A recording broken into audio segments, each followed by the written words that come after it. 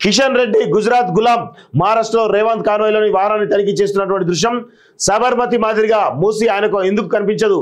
Gujarat model విఫలమవుతుందనే చెడగొట్టే ప్రయత్నమా, లేకపోతే BJP నేతలు ఏదైనా చేసుకునివ్వండి ప్రక్షాళన చేసి తీరుతాం, వీరుల గడ్డలో విద్రోహులు షిందే అజిత్ అశోక్ చవాన్ అబద్ధాల పోటీలో ప్రధాని మోడీ నెంబర్ 1 సీఎం రేవంత్ రెడ్డి మహారాష్ట్ర ఎన్నికల ప్రచార సభలో మళ్ళీ వాహనం తనిఖీ అంటూ చూస్తా ఉన్నాం. సో ఇక సీఎం రేవంత్ రెడ్డి యొక్క వాహనాన్ని తరచుగా మొత్తానికి అయితే చెక్ చేస్తున్నటువంటి విషయాన్ని మనందరం అయితే గమనిస్తా ఉన్నాం.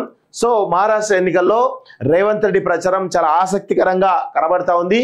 ఇటు ప్రధాని మోడీని తన పదునైనటువంటి విమర్శలతో గత ఎంపీ ఎన్నికల్లో ఏ విధంగానైతే కట్టడి చేసిండో ఇప్పుడు మహారాష్ట్ర ఎన్నికల్లో కూడా రేవంత్ రెడ్డి తన యొక్క మార్క్ స్పీచ్ తోటి అక్కడ ఉన్నటువంటి ప్రజలను ఆకర్షిస్తూ తెలుస్తూ ఉంది. పదునైనటువంటి విమర్శలు ముఖ్యంగా భారతీయ జనతా పార్టీ పైన, అదేవిధంగా ప్రధాని నరేంద్ర మోడీ పైన తన మార్క్ స్పీచ్తో విమర్శలతోటి ఈరోజు ప్రజలను ఆకర్షించేటువంటి ప్రయత్నం చేస్తూ ఉన్నాడు. సో ఇది కొంత భారతీయ జనతా పార్టీకి ఇబ్బందికరంగా మారేటువంటి అవకాశం అయితే చాలా స్పష్టంగా కనబడతా ఉంది. రేవంత్ ప్రజల్ని ఒప్పించి ప్రక్షాళన చేయి అదే చేస్తూ ఉన్నాడు.